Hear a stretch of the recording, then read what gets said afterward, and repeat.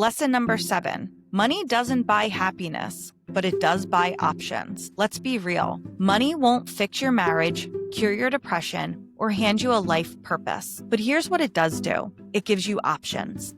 With money, you can walk away from a toxic workplace. You can invest in your health. You can take risks on opportunities that might not pay off right away, but could change your life. The relief doesn't come from stacks of cash. It comes from knowing you have choices.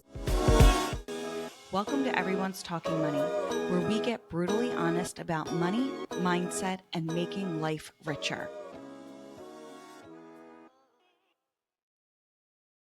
Have you ever hit one of those milestone birthdays and thought, wow, I've seen some things. I've experienced a lot. And at the same time, I'm really getting old. That's me right now. I am turning 40 on Friday.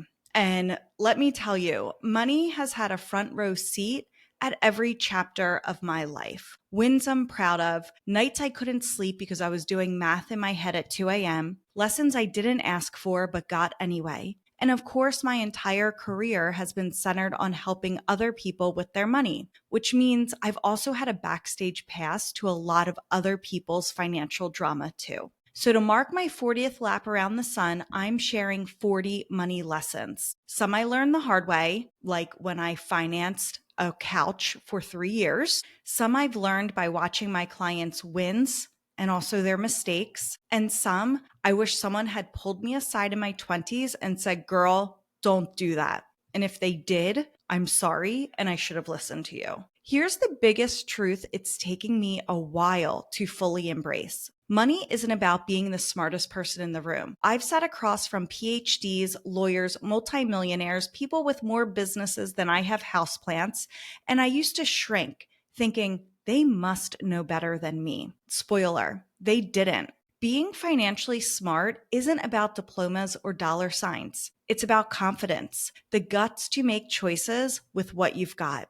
And by 40, I've made enough choices. Some of those choices have been brilliant. Other ones have been flat out cringe-worthy. But I know what really matters. That is what this series is all about. 40 money lessons at 40. No textbook jargon, no Instagram-ready budget hacks, just the real-world stuff that actually changes how you think about and use money. So whether you're 25 and just starting out or 55 and saying, better late than never, these lessons are for you. Because when you finally see money as the tool instead of the goal, that's when the game changes. And look, I'm not here to polish this up and make it sound pretty. I've made spectacular mistakes, like the couch I mentioned. I paid it off slower than it went out of style. Or the house I bought mostly because Uncle Sam was dangling a tax credit in front of me like a carrot.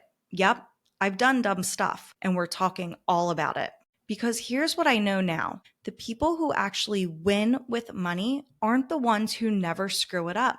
They're the ones who screw it up, learn from it, and keep moving forward. So over the next 3 episodes, I'm rolling out my 40 money lessons. But I'm not just tossing advice at you. I want you to actually reflect on each lesson and how it shows up in your life. And because no lesson is complete without a little action, yep, you're getting homework too. Let's get into it.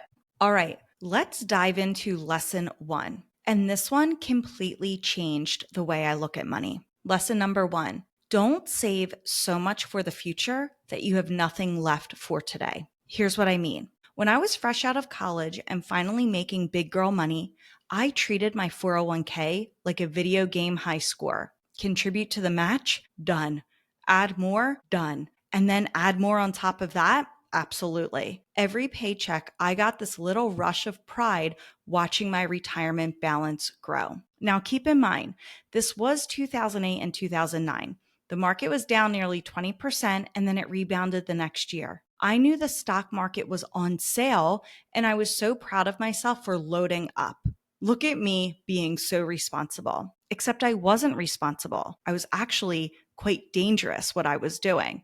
Because while my retirement account was looking good, I had no cash, zero cushion. I finally scraped together an emergency fund of about $1,500, and then my car had to go in for an oil change. Turns out it needed a repair. And just like that, my emergency fund was gone. Punch in the gut.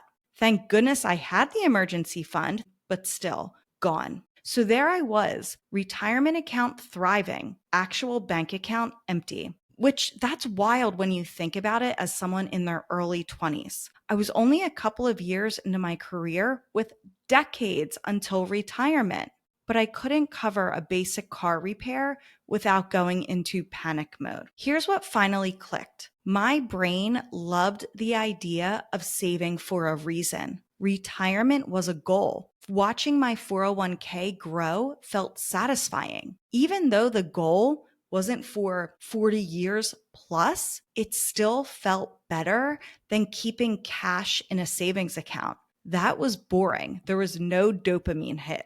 So I had to trick myself. I turned building cash into a game. I learned I needed automation. It was easy to save into my 401k because the money disappeared before I ever saw it. But if it hit my checking account, forget it. I wasn't disciplined enough to manually move it over. So I started automating my savings. I'd pull my checking account down to almost zero right before payday and sweep the rest into savings. Totally against what the finance bros would recommend, but here's what I realized. What works on paper doesn't always work in real life. You have to find the system that works for you, the one you'll actually stick with. So let me ask you, are you so focused on saving for the future that you're neglecting your present? Think about it. Do you have cash available for life's curveballs, or would one car repair or vet bill wipe you out? Take 5 minutes this week to check your balance between long-term and short-term savings. If retirement is getting all the love, but your emergency fund looks like tumbleweeds, set up an automatic transfer into a high-yield savings account, even if it's just $25 a paycheck. This creates the safety net that keeps you from robbing your future self every time life happens today. So here's the funny thing about money. The moment you give yourself permission to actually use it, your brain suddenly turns into your own personal financial critic. But what if I mess this up? What if I don't know enough? What if I pick wrong and ruin everything? Brain, you're always so dramatic. The truth is, you don't need perfect knowledge. You just need enough to move forward, which brings me to lesson 2. You don't have to know everything. You just need to know enough to make confident decisions. I have a friend. Let's call him Dave. And Dave has been researching investments for literally 5 years. 5 years. He's read every book, joined every forum, downloaded every app. He can tell you the difference between growth stocks and value stocks. He understands price to earnings ratios. He knows what a Roth conversion ladder is. And his money still sitting in his bank's brick and mortar savings account earning 0.5%.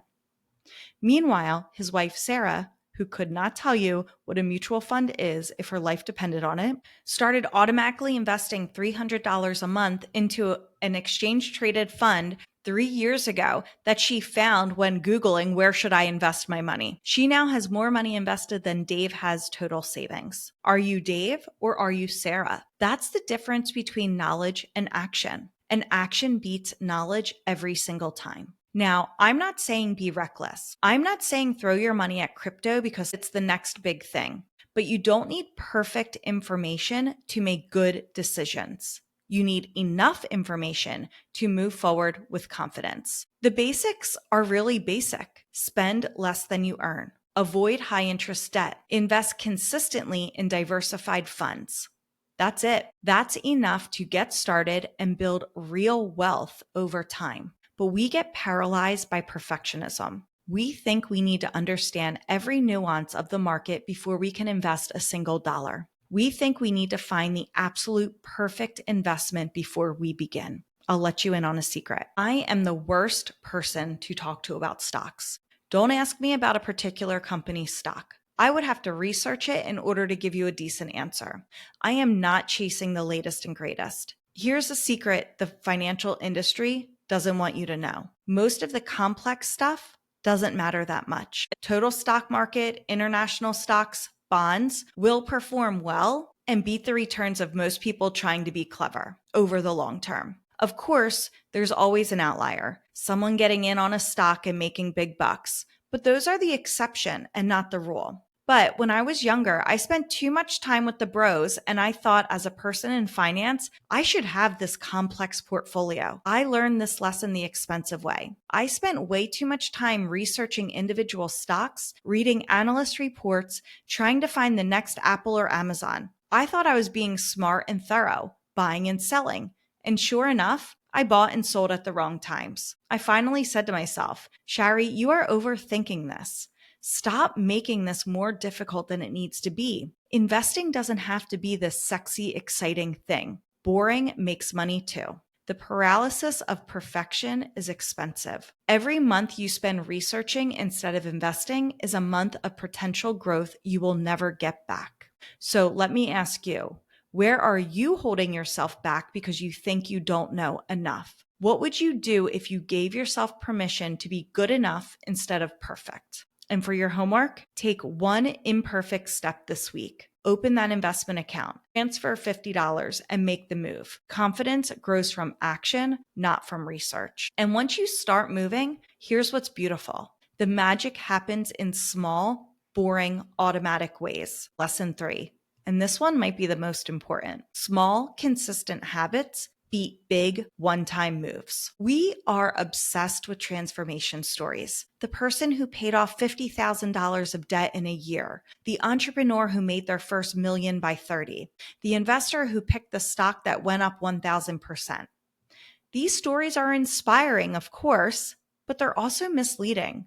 Because for every person who's had a dramatic financial breakthrough, there are thousands who built wealth the boring way, a little bit at a time, month after month, year after year. So let me give you some math that'll blow your mind. If you invest $200 a month starting at age 25, and you get average market returns of about 7%, and yes, that is the average, you'll have over $500,000 by age 60. $500,000 from just $200 a month. But here's what's even crazier. If you wait until 35 to start, you'd need to invest $400 a month to hit that same number. If you wait until 45, you'd need over $800 a month. That is the power of consistency and time. It's not about making huge moves. It's about making small moves over and over and over again. I see this all the time with my clients, teachers, nurses, everyday professionals who've built million-dollar nest eggs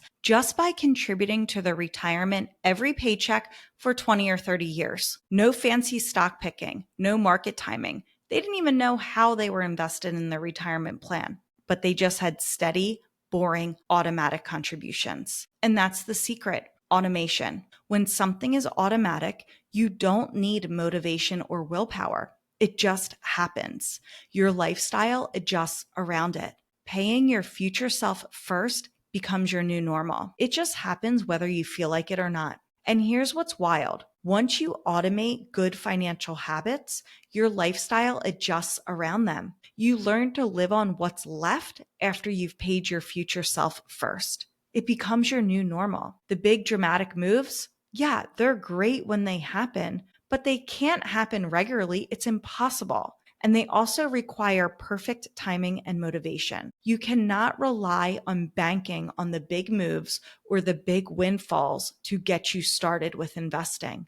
Small, consistent habits happen whether you feel like it or not, whether the timing is perfect or not, or whether you're motivated or not. So let me ask you a question. What's one financial habit you could set on autopilot so it happens whether you think about it or not? And here's your homework. Set up one automatic transfer today. Even if it's $25, start the muscle, not the marathon. You can increase the amount later, but you can't get back the months you didn't start. Now, while habits and automation are powerful, I also want you to know this. You don't have to get it perfect every time, which leads us to the next lesson. Money confidence comes from knowing money is forgiving. Here's the thing about money that no one really tells you. Money is forgiving. You can mess it up. You can ignore it for a while. You can make choices you wish you hadn't. And every single day, you get the chance to start fresh. It's right there waiting for you. That's why real money confidence isn't about never making mistakes. It's about knowing you can recover when you do. I've made plenty of money mistakes, and I'll be the first to admit it. Early in my career, I thought I was going to be the next Warren Buffett, chasing stocks, reading analyst reports, buying and selling like I knew what I was doing. And you can guess how that went. I bought high, I sold low. I lost money. But you know what? I didn't ruin my financial life. I dusted myself off, learned from it, and moved forward. That's confidence, the belief that you can take a hit and keep going. And that's where money is forgiving comes in. Blow your budget one month? Fine. The next paycheck gives you a clean slate. Carry some debt longer than you meant to? You can right the ship and start digging out today. Even investing. The market drops, you panic and sell too soon. Guess what? The market's not going anywhere. You can get back in. Yes, debt needs to be handled, and ignoring your money long term will cost you. But money doesn't hold grudges. It doesn't demand perfection. All it really asks is that you show back up and try again. So stop waiting for the day you'll never mess up with money. That day isn't coming. Instead, build your confidence by proving to yourself that even when you do make a mistake, you can course correct, because you can. So now let me ask you, where are you holding back because you're afraid of making a mistake? What would change if you truly believed money is forgiving and that you can start fresh any day you choose? Now for your homework. Pick one area of your money that feels off track right now. Maybe it's overspending. Maybe it's your credit card debt. Maybe it's just ignoring your accounts, and hit reset.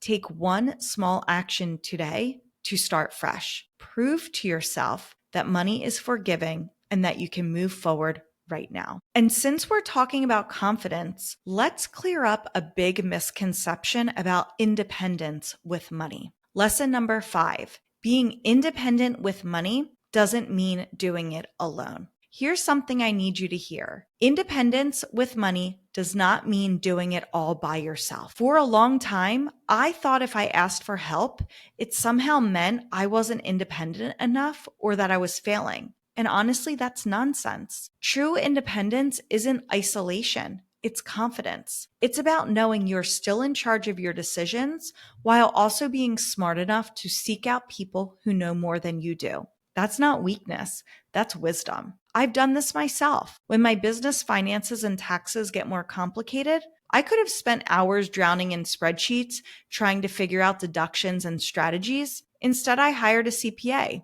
And honestly, best money I ever spent. It freed me up to focus on growing my business and serving clients instead of playing accountant in the middle of the night. So take this lesson from me. Independence is about ownership, not isolation. You can read books, listen to podcasts, and learn from friends, join communities, or hire professionals. Whatever support you need, find it.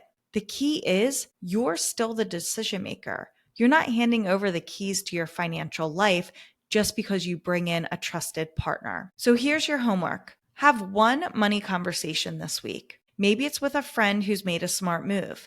Maybe it's with your partner. Maybe it's finally calling that professional you've been putting off. Ask a question, get input, and then decide for yourself. Now that's real financial independence. All right. Now that we've covered some of the big foundations, I want to shift gears and move a little faster through the next 3 lessons. Think of this as the rapid fire round. Quick, powerful truths you can take with you right away.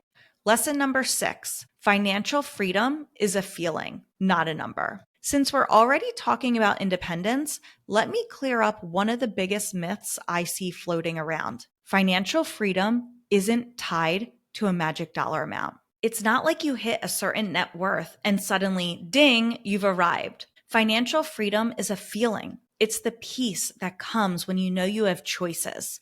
Choices about how you spend your time, who you work with, where you live, and how you show up for the people and causes that matter most. Yes, the FIRE movement made the 25 times rule and the 4% withdrawal rate popular. And those are fine benchmarks, but they're not the point. For some, $500,000 in the bank is enough to feel secure. For others, they need $2 million to sleep at night. The number is personal. What matters most is flexibility, the ability to say no when something doesn't align and yes when the right opportunity comes along. That's independence. That's freedom. So let me ask you, if money weren't the obstacle, what choices would you want available to you today? Write down one area of your life where you want more freedom and identify one small step you can take this month to start creating it. Lesson number 7. Money doesn't buy happiness, but it does buy options. Let's be real. Money won't fix your marriage, cure your depression, or hand you a life purpose. Anyone who says money solves everything has never actually had money. But here's what it does do. It gives you options. With money, you can walk away from a toxic workplace. You can invest in your health. You can take risks on opportunities that might not pay off right away, but could change your life. The relief doesn't come from stacks of cash. It comes from knowing you have choices. Write down 3 areas of your life where having money would give you better options. Then reverse engineer it. What would you need to put in place to make these options real? And lesson 8, every year has a different money focus. Here's the truth. Your money focus doesn't shift every decade or so, or every season. It shifts every year. Life isn't static, so your money plan shouldn't be either. Some years, the priority might be aggressively paying off debt. Another year, it might be saving for a home, preparing for a baby, or helping aging parents. Each season has its own financial personality. I'll be honest, in my 20s, I didn't always get this right.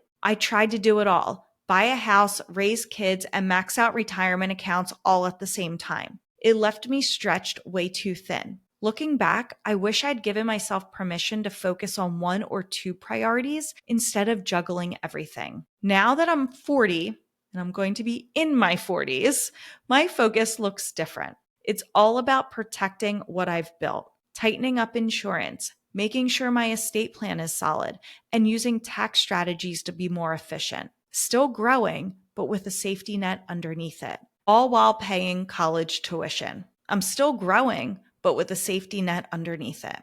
The mistake is thinking your strategy has to look the same every year. Save for retirement, pay down debt, and keep your head above water. But it doesn't. The smart move is to recognize your current season of life and align your money with it, while staying grounded in your core values. So let me ask you, what is your main money focus this year? And what would shift if you gave yourself permission to prioritize it fully? Write down your top financial priority for this year and commit to one action item this month that supports it. So here's the big picture from today's lessons. Money isn't the goal, it's the tool.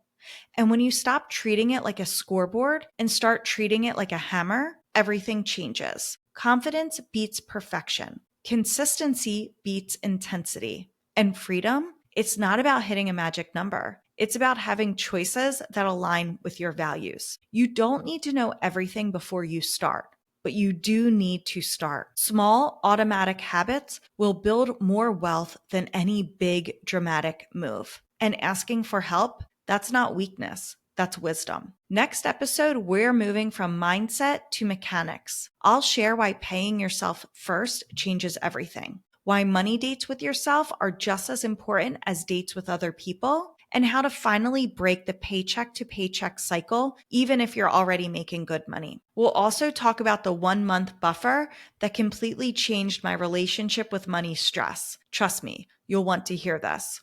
And hey, if this episode sparked something for you, hit follow on your podcast app and share it with a friend who needs to hear it, whether they're 25, 40, or 55. Screenshot your favorite lesson and tag me on Instagram at Everyone's Talking Money. Because here's what I want you to walk away with. You already have everything you need to start making better money decisions. You don't need perfect knowledge. You don't need perfect timing or perfect circumstances. You just need to start. Money is the tool, not the goal. Use it wisely.